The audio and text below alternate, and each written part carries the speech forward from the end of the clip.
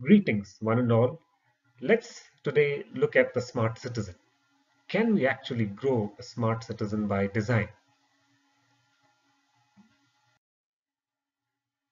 Dimensions of smart city. The human capital becomes the key component for the concept of smart cities. Now, is there a process to grow this? Let's see. People kind of intertwine into the idea of environment, living, governance, economy, and mobility. Now, when you take mobility, it's about developing different technologies which have low environmental impact. When it's about environment, it's about reduction of carbon dioxide emissions. It's about the use of renewable energy. When you take living, it's about cultural initiatives. It's low carbon lifestyle, housing quality, educational quality, and tourist attractiveness. When we lead on to governance, it's a starting process for the involvement of citizens in the various topics of public relevance. When you go into economy, economic growth and value creation, it's about equitable wealth distribution. It's about innovative economic growth and entrepreneurship. All these finally lead to how we can hone the skilled and talented human capital. The dimensions of smart cities leads us on to the smart city concept itself. There are 8 critical parts in the smart city parameters. It's about smart governance and education, it's about smart healthcare, it's about buildings, it's about mobility, it's about smart infrastructure and technology, it's smart energy, and the smart citizen. What we will do here today is to focus on whether we can build this smart citizen.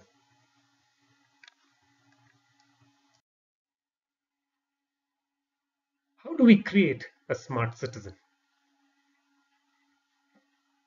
The idea is to actually harness the human capital, and the citizen becomes the core of this.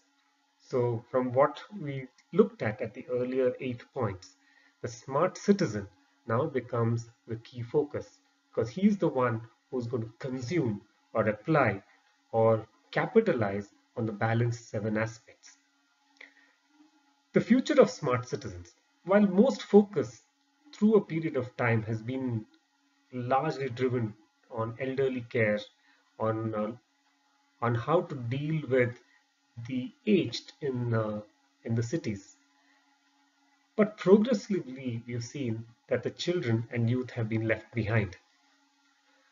What we need to look at is whether we can ignite the young mind, whether this young mind can be a participant or be participative in the development of the built environment in the future.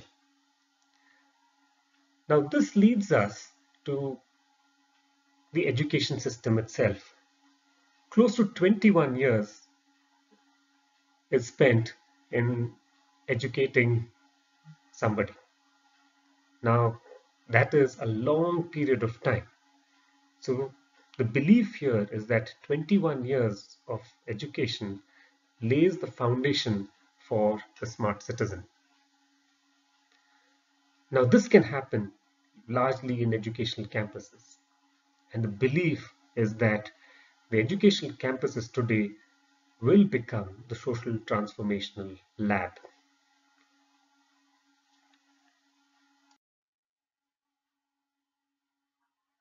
The campus as a social transformational lab, I think this lays the foundation for creating the smart citizen. When you take the learning process itself, you will realize it's under 4 distinct aspects. One, there's the systems and processes in the learning ecosystem. Then it's about the offering of products and services. It's about the communication. And finally, it's about the built environment. What's critical here is that a lot of these aspects, that is the systems and processes, the products and services, and the communication, are largely about tutoring. It's largely about how this teaching aspect is done, of how communication is done, how somebody is fed continual pieces of knowledge. What we will look at today is the idea of the built environment itself. Because in this process of actually looking at a campus as a transformational lab, the built environment plays a very vital role. The built environment, in its very unconscious way, or in sometimes might be forcibly or in an educative manner, kind of reinforces or rekindles the user's idea of the built environment and the idea of what goes into this environment itself. And I believe that this will lead into consecutive sets of changes. It could be about the way the open spaces are constructed. It's about the participative spaces which are there. It's about the way there is space for individual learning, collective learning. It's the way you play with the idea of getting sunlight, the open space systems, the inside out aspects of the campus. So slowly, when through this continual 21-year-old fold that the child goes through from a toddler to a teen and to an adult, you will see that campuses become fundamental to the social change. Leading on from the campus as a social transformational lab, let's go to understand the domains for a successful learner. So there are various aspects to it. Largely, we can place them under four big buckets. One, it's about interdisciplinary learning. The second part would be about physical, personal, and social learning. The third would be about authenticating it. It's about finding, it's about the research side of it. The fourth is discipline-based learning. Now, why is this important for us?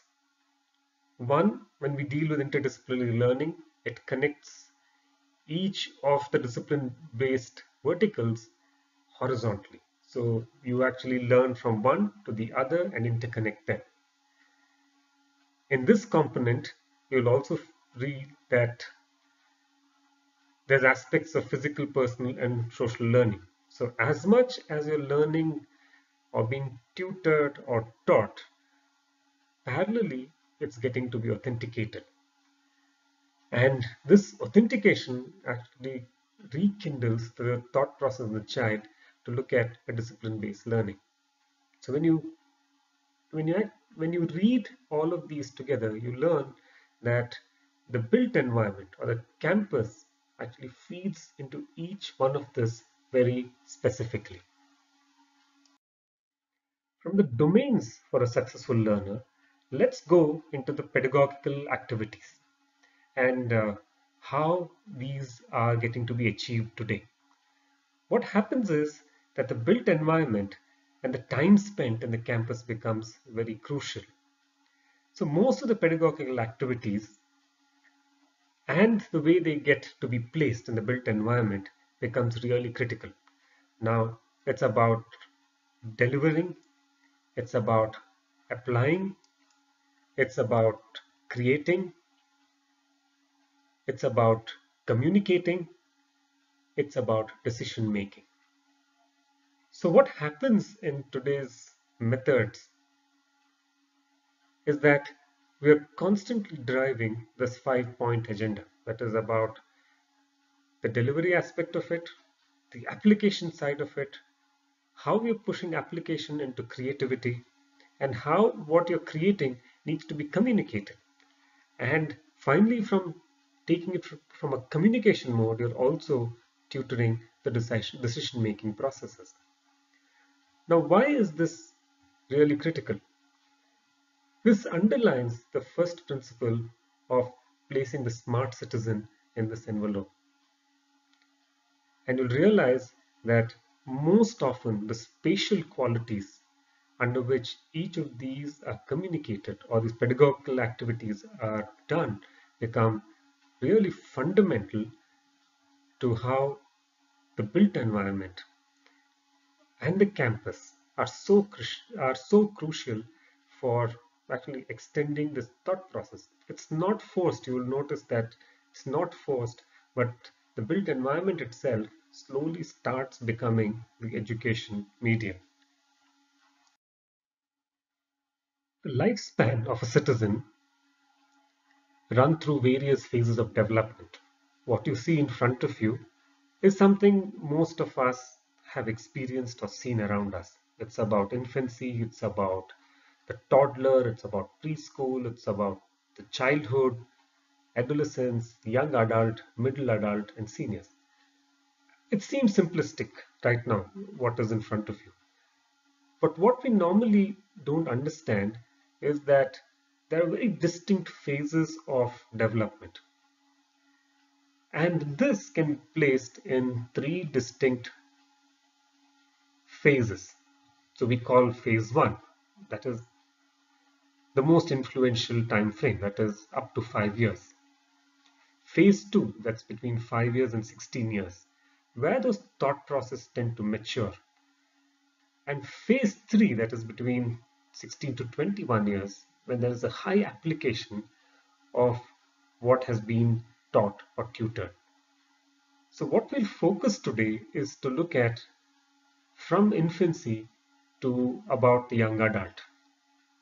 This will lead us in many ways to the thinking process that if we've taken care of these three phases adequately, we've actually nurtured a smart citizen. Earlier, we spoke about the phases of development. This leads us on to how campuses play a very critical role in creating a smart citizen. You will notice that on an average, a, a student from the time he's 5 year old to a 21-year-old in any campus would have spent close to 28,160 hours.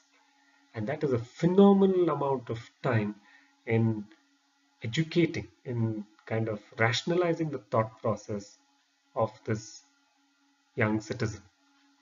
Now, what happens is that in phase one, that is when the child is up to 5 years old, the built environment helps to learn the perception of the environment, and that is fundamental. You are opening out this young mind to perceive the environment. These are all tactile aspects of it. These are things where they are just natural feelers. It's about how you are taking the child through realizing the various aspects of the environment unconsciously, but designed consciously. Now, when you go to the phase two of it, that is between 5 years and 16 years, this is largely the analytical phase. Student learns to analyze. Student learns the basic elements of architecture, about space, about scale. It's about learning materials. It's about learning shapes. So what happens is that in this moment of time in phase two, the cognitive aspects become far more distinct. This leads on to phase three. That is when the student is between 16 to 21 years. The campus actually allows him in development as a person, as an individual. So when you lead all these phases together between phase one and phase three, the idea is that you have actually supported the cause of creating an individual who's smart, who understands the entire aspect of the built, of its rationale with the environment, very subtly and consciously. Now, when we go beyond this mold, that is beyond 21 years, when they leave the university, the idea of the campus is that the child the child now who's become an adult, becomes far more sensitive, becomes a very conscious adult who has a very deep relationship with the environment. And this again reaffirms this aspect that the campus plays a very critical role in creating the smart citizen. Bill Gates very famously said that the first 5 years have so much to do with how the next 80 years turn out. And that is the fundamental to see how these big campuses, these education systems lead on to creating a very responsible, smart citizen. Let's understand phase one in detail, that is up to a child is 5 years old. In the early years of learning, the home has a great influence in shaping the young child's attitudes, values, behaviors, skills, and habits. The family plays a very central role in educating the child on sustainable development. You'll be surprised that this early 5 years, the children pick up values and responsibilities. They pick up ideas of life. They pick up the ideas of preservation of nature in some form or the other. They also learn the aspect of cohabitation of different species. And if we are able to kind of kindle this or reinforce this in the way we do our architecture, in the way we do our built environment, I think there would be humongous service to this, because 90% of the child's critical development happens by the age of 5. And if there is continuous endeavor in the child's development and its relationship with the environment, I think that we've done a wonderful job. The initial learning spaces actually create a very big impact in the child's mind. When it is set in nature and garden, there's an immediate consciousness of being responsible to the planet. When there are courtyards, it encourages the idea, it kind of pushes the curiosity. There's a great inquiry-driven approach. When there's an outdoor play area, you actually and softly foster an appreciation for the natural environment. When the spaces are bright and there's soothing color tones, there's natural light, it fosters this idea of creativity. So you notice that these are simple aspects, but which are not, which are about the built environment itself. It's in the way what one leads to the other. It's about how a natural setting, in the way it leads to a courtyard, how these outdoor play areas, how spatially there's a lot of color and bright spaces. It starts becoming the first thinking process, or in a way subtly you've drawn the child into being responsible for its space, for its the idea of sustainability itself.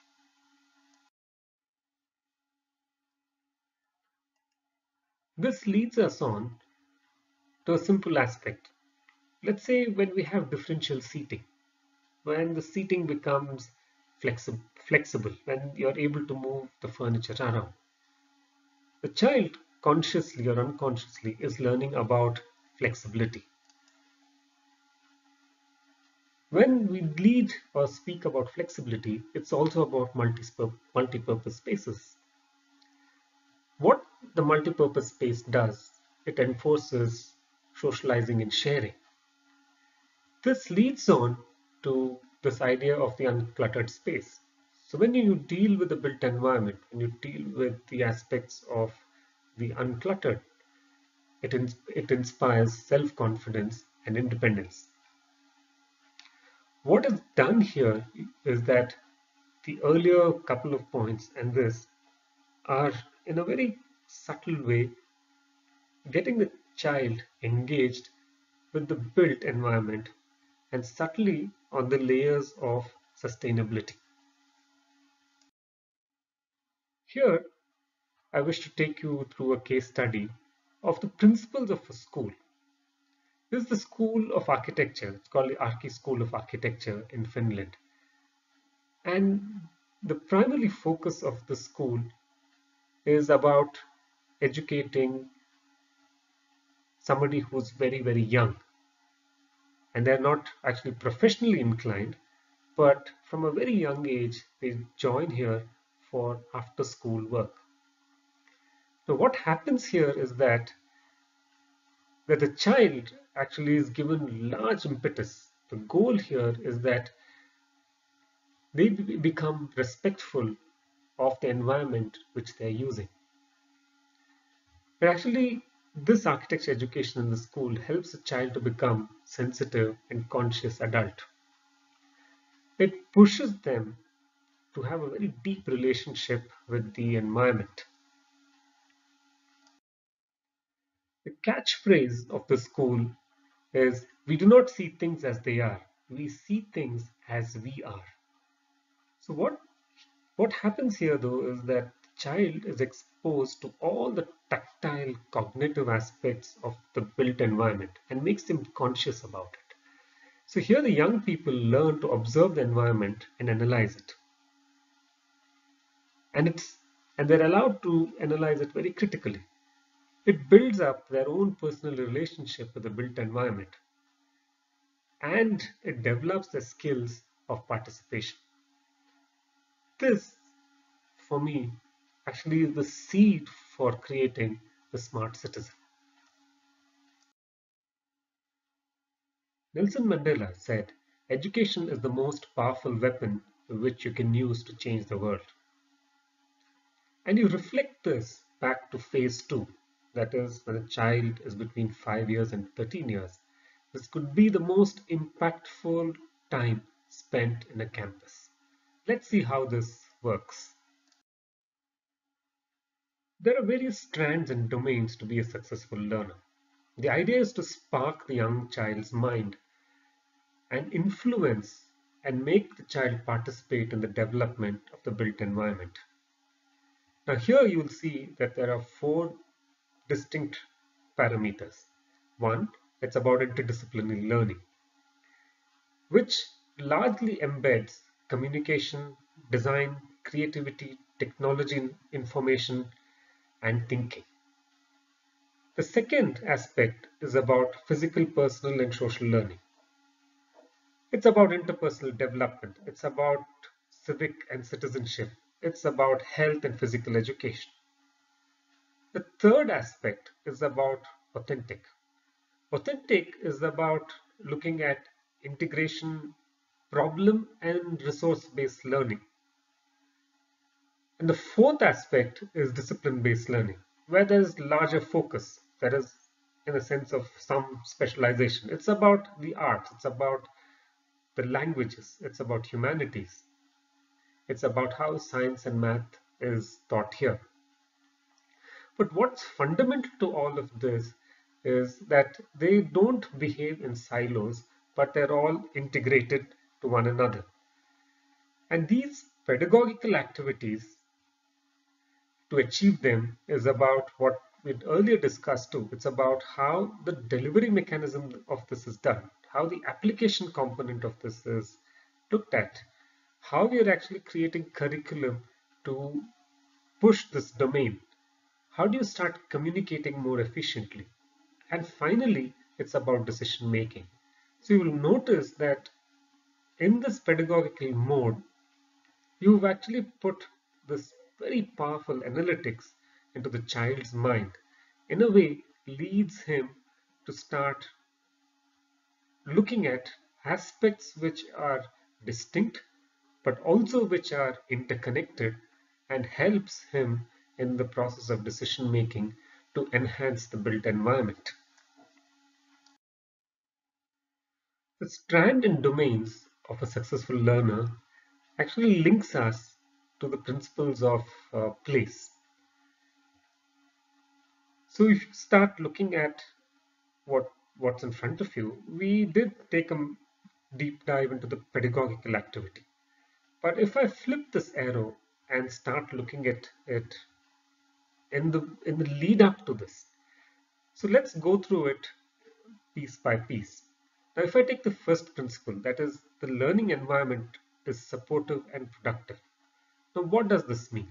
Finally, as creative people, as people who are responsible for the built environment, there are implications for design. So the learning environment, for it to be supportive and productive, it is about how you look at in the built space or in the built environment or the environmental itself. It's about community diversity. It's about how various different cultures are respected and treated equally. So somewhere, if there are spatial configurations for this, it rekindles this idea of learning the environment, which is about being this leading up to understanding community diversity and creating response and value systems out of it. The second aspect would be when the learning environment promotes independence and interdependencies and self-motivation.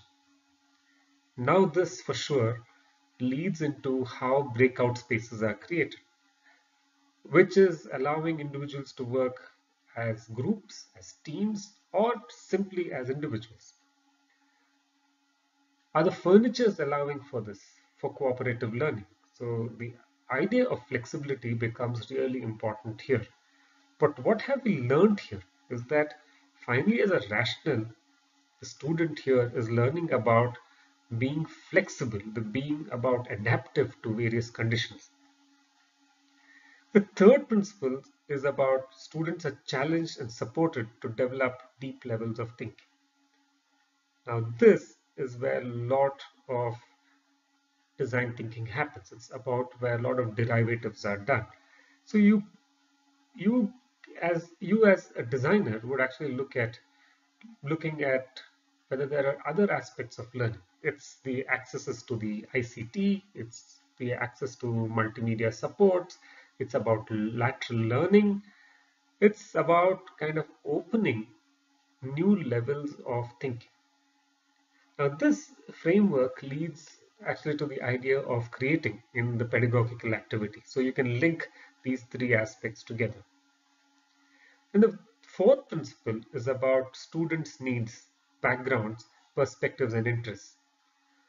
What happens in the implication of the built space here? You're actually dealing with quiet spaces. You're dealing with multipurpose rooms where you're allowing the built environment or the teacher or the student to do cross-disciplinary learning, to work in cross-disciplinary teams. But if you notice, the focus is about communicating. It's about team building here. It's about being participative. And you'll notice that this is the first steps of actually creating a smart citizen in a very nationalistic smart city framework. The fourth aspect is, the fifth one here is about assessment practices which become integral part of teaching and learning. So when we deal with the built environment, you're actually dealing with spaces where the student teacher's ability to do conferencing. It's about where the progress is monitored. And this critically becomes part of the decision-making exercise. Now you go to the last point. Learning connects strongly with communities and practice beyond the classroom. So what happens here is that when you actually look at environmental conditions, when you look at the built environmental conditions, you look at how soft edges are created. You're actually looking at how the community is brought into the school, how the facilities itself support community practice. So what happens here is that it's not insular. You actually looked at the child looking outwardly here. So this becomes kind of the first footholds for creating the smart citizen. And this age group becomes really critical in kind of igniting a thought process in the child's mind. So the phase two becomes the fulcrum for whatever happens ahead. It is important to link pedagogical activities to spatial learnings. So if you take the various pedagogical activity, and we've spoken about that earlier, but let's look at what the attributes are.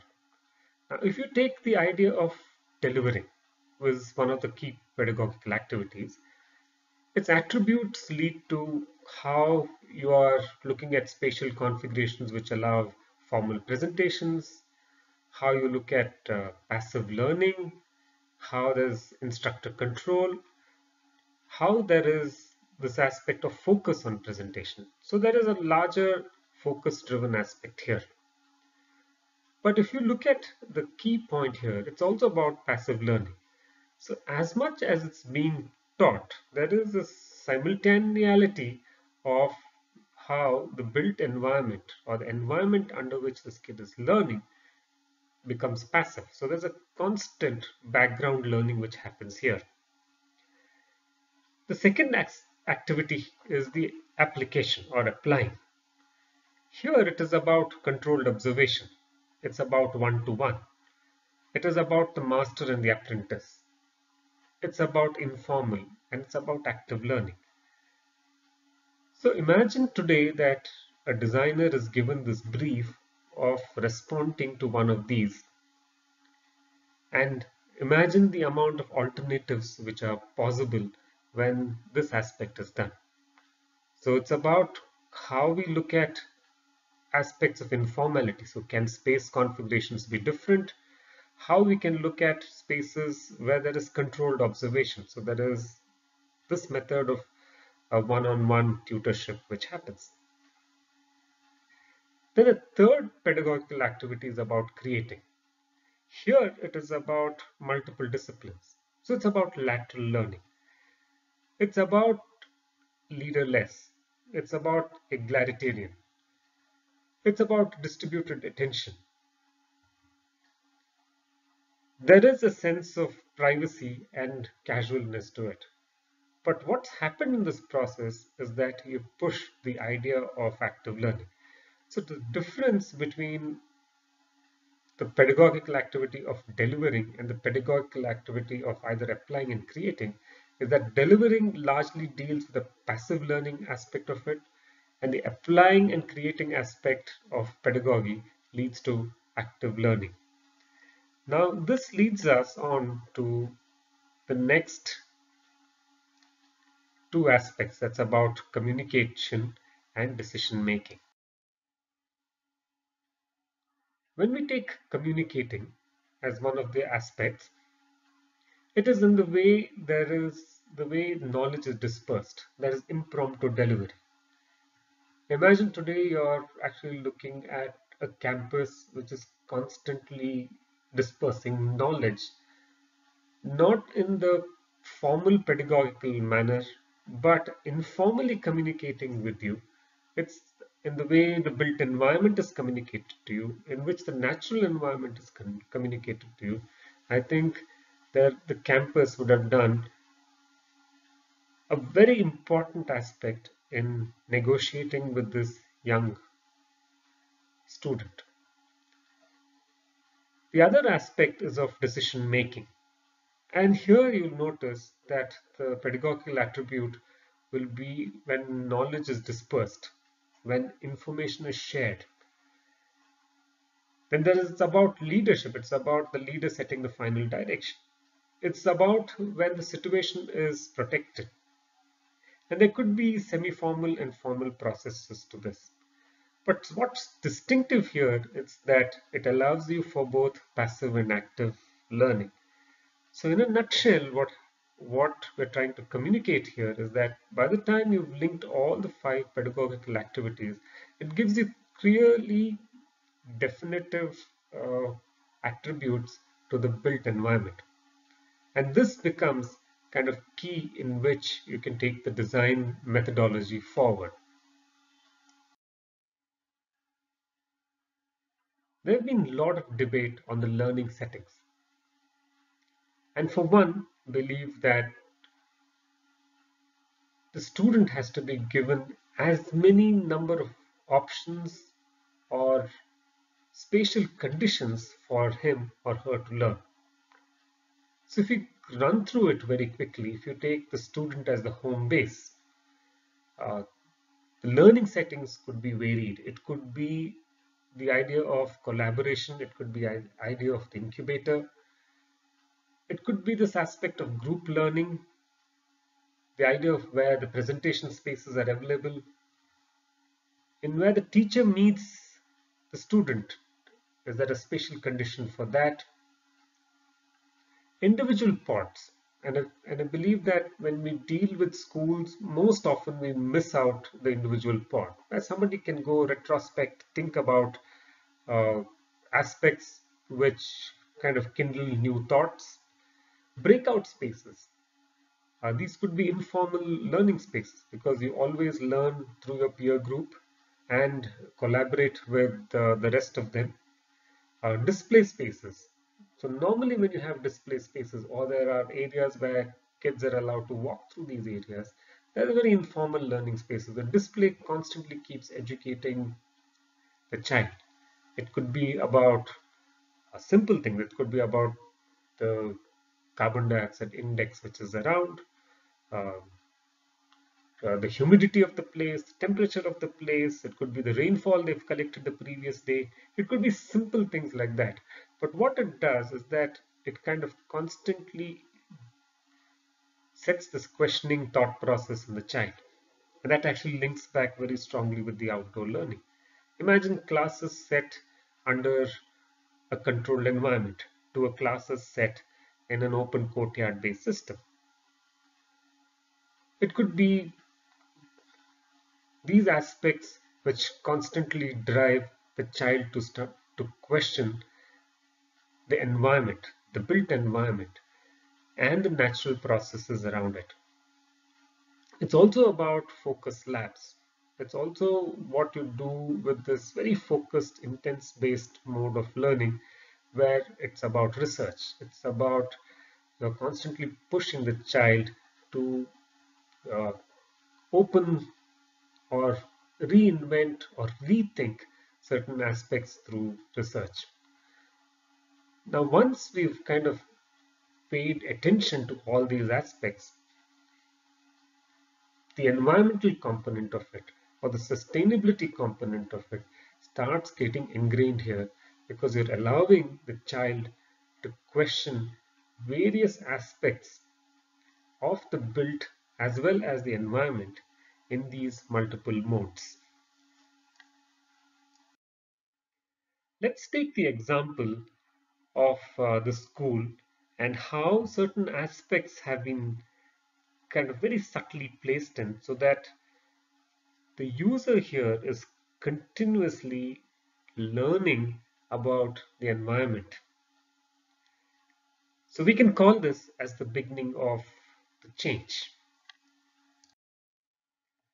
The primary goal here was to create a paradigm shift. Now, as the planning process or the thinking process of the school began, it was to see how we could look at a clear distinction between the scheduled learning spaces and the informal learning spaces. And the way they both intertwined together was what was critical. So you'll notice that the scheduled learning spaces are worked around a large courtyard, which then leads on to this informal learning spaces, which reinforces the five attributes which we spoke about earlier. Here, the classrooms were not called as classrooms anymore, they were called as studios.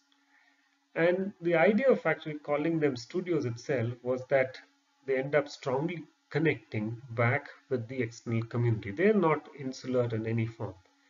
So what happened here was that the idea of the geometry of the class changed. It might look like a formal regular classroom, but it allowed for multiplicity here. The space could modify itself, it could change. Uh, then what would happen is the front of the classrooms could migrate, it could move around. Things were mobile, it was made transparent, and also what it did was that there was certain aspects of the classroom which was about a formal learning process, and there was also the aspects of the informal learning processes. So what would happen is that some aspects of the class would be held formally inside the classroom in a formal engagement, and Externally, it would also have outdoor classrooms attached to this classroom itself for informal learning. So in many ways, that the idea of being connected back with the outside environment was really fundamental to the way even the smallest module of a classroom was worked around. One of the key aspects of this campus was to look at passive cooling. And the idea of passive cooling was also that it would be a daily natural process which the kids would be inter interacting with on a daily basis. Now, what happens here is that the warm air from the outside gets cooled by mist generators on its path, and it loses heat and starts cooling the internal areas or the internal classroom areas. Now, what this does is that it's a natural process, it happens every day, but if you push the child to question, then this whole research ability and thinking about a sustainable campus begins. So, the questioning aspect of the child was what we were trying to inquire here in this specific case. As we spoke about that, these campuses end up also becoming learning curves for the child. Now, as a principle, we said that let's look at 0% site runoff, 100% reuse of wastewater. So these are little trickles in the project which the child would be constantly influenced by. So when they see that there is hardly any runoff, there's a high component of reuse of water, they pick these up as part of life situation and becomes part of their learning curve. There might be a lot of technicalities in this which is limited to the technical person, but for the child and an inquiring mind, this itself is the first step for them to start thinking about what's happening in their campuses and reflecting it back in their own built environments in different situations. Going back to the classrooms itself, that the aspect of evaporative cooling was enforced here. It's not a big technical driver, though what was done is that uh, the internal temperatures of the class would be maintained through an evaporative cooling method. So these systems are visible to the child. So the idea is that when the child sees this evaporating cooling happening, it's about the way this mist is getting generated and this cooled air is entering into the rooms. And you're also having digital metering of this, so the child knows that okay, the outside is might be 38 degrees and inside in the classroom it might be at 32 degrees. So this inquiry begins. So what's done is that the child, as he grows in this campus, he is continuously exposed to some sustainable driver or the other which might interest him. And if this interest has raised questions, I think the campus itself has done great service. Here we move to phase 3. It's about adolescence. It's between 13 years to 21 years. So it's a big jump from being an adolescent to actually being a young adult. And Nelson Mandela had something very interesting to say. He said that education is the most powerful weapon which you can use to change the world. And this is the time of inquiry. It's the time of application. So if you have engaged the child in its previous conditions to question why things are done, might be this phase 3 is about seeking answers. It's about creating habits. It's about inquiry. So this becomes really one of the transformational phases of a smart citizen. The idea of live, learn, and champion green consciousness in a campus is critical because that's when campuses start behaving like living labs. Everything needs to be measured. It's only then you can communicate very efficiently back to the stakeholders that things are working or not working, and also engages with the student in many ways because there's a continual feedback mechanism. So we can divide this into two aspects of it. There is campus life and there is campus systems. Campus life is largely about the attributes, and campus systems are largely about the measurables. So let's go through some of the fundamentals of campus life attributes. It's about quality of life. It's about its global identity, whether there are very strong associative aspects to it. It's about pride and memory. We're also dealing with whether these campuses have stakeholder engagements at the community level.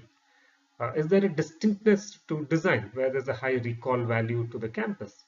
Are you secured by design? Because safety becomes a very fundamental aspect to how campuses need to be looked at. Whether there's adaptability and flexibility. The reason why we say this is that campuses are designed for hundreds of years. So whether some of these spatial contributions or configurations can become completely adaptable and flexible. Are there living streets? Are there aspects of community engagement, of community involvement in the campus? How do you deal with movement and permeability? Because these become trigger points for an efficient master planning exercise. This leads us on to the measurable side of it. Now, these are constantly elements which communicate with the campus user. Is the campus passive? Right? Because then you're dealing with aspects of the climatological conditions. That means the end user unconsciously is learning about how light has got into the building, how shaded streets are done, how it makes him comfortable in the environment. How are you reducing the carbon footprint in the campus? Can this be actually measured? Can this be communicated back to the end user? Are you looking at aspects of eco-commuting?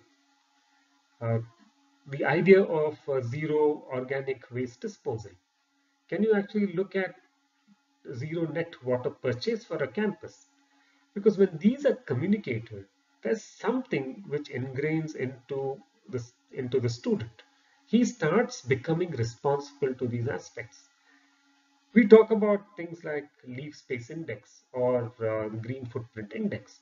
If it is around 6.5, so when this gets communicated, the student knows, okay, I'm saying this is the amount of green cover I'm sitting under. How are you dealing with aspects of waste management? The idea of actually looking at landscape and ecology more from an endemic point of view. The idea of finally looking at resource management and making it energy efficient. This leads us on to also dealing with the idea of the microclimate. So when this becomes measurable and communicated right, the student in the campus is kind of ingrained into this continuously year after year as he's maturing or she's maturing in the campus.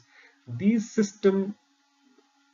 campus systems which are measurable become ingrained, and then he takes this forward as a responsible smart citizen. The last 30 minutes of what we've discussed now in the way campuses actually facilitate the creation of the smart citizen gets reinforced. Now, the earlier years spent in a campus lays the foundation for the smart citizen because it will engage him socially, intellectually, and reinforces the moral development aspects. Now, a child's journey in the campus incorporates the idea of a smart city in him because close to 28,160 hours would be spent in a campus. And a child formally, informally, through the educative modes would be kind of reinforcing this aspect of being smart, the idea of being connected, the idea of being responsible to the built environment and the natural environment becomes one of the footholds for actually looking at creating the smart citizen. Now, this responsibility also folds into how you understand the idea of smart economy, the idea of smart environment, smart governance, smart mobility, and smart living. Now, if you flip this coin and ask the child that have I understood all of this in this process, you might not get a direct answer. But in a more matured condition, consciously, this whole idea of creating smart campuses leading into smart citizens will be reinforced because some point or the other they would be addressing the issues which are listed below. That is about the smart economy, the smart environment, smart governance, smart mobility, and smart living. It's not like you're going through this process of a very short course and you've pumped all this knowledge into somebody. But this is a process. It's about engaging. It is about reinforcing the fact that when I go into public life, I start becoming responsible on these 5 counts. So the journey here is about looking at creating a smart citizen by design. And smart citizen as a habit is a smart citizen as somebody who's being conscious with what is around him or her. This reinforces the fact of what Aristotle mentioned. Educating the mind without educating the heart is no education at all. And it reaffirms our first principle that to create a smart citizen, you need a very smart education system. Thank you.